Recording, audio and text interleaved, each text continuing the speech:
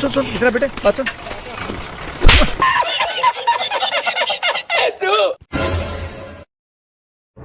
कोई खेल रहा तो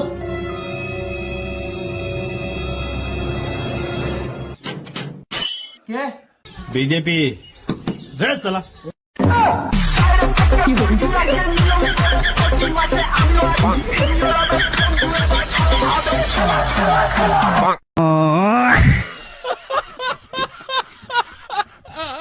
আরামবাগ জিতুক বা হারুক, এবার আমি নিজে দায়িত্বে থাকবো।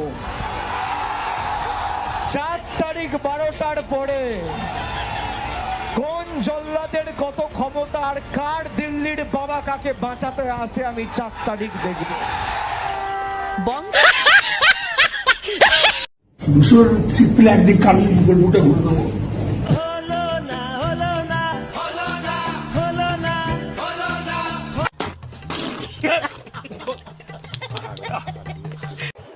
এই সময় কম, শুরু করো। যা রায় হবে সেটা আমি কেন, সভ্য সমাজে সকলের উচিত সেটা মাথা পেতে নেওয়া। দেখি নরেন্দ্র মোদীর কত ক্ষমতা।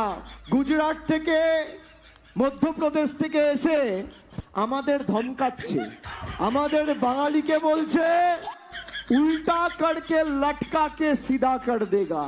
কে বলছে? গুজরাটি গুন্ডা।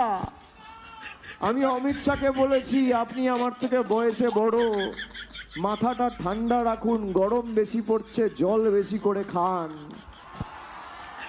আরে সব ধমকি চমকি না দিয়ে যদি বুকের পাটা থাকে আর সৎ সাহস থাকে 4 তারিখ কলকাতায় থাকবেন বেলা 12টার পর।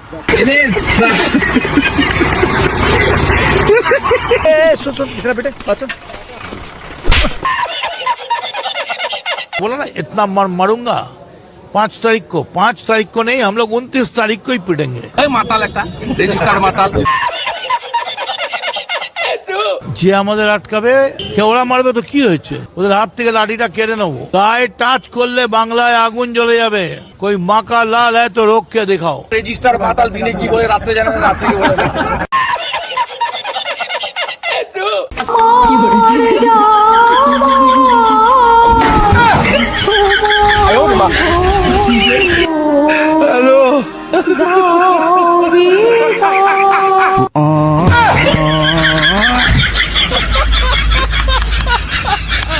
দেখো বোঝো অবস্থা।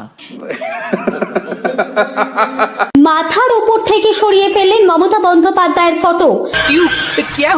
ঘোষণা করলেন আজ থেকে আর তৃণমূল নয়।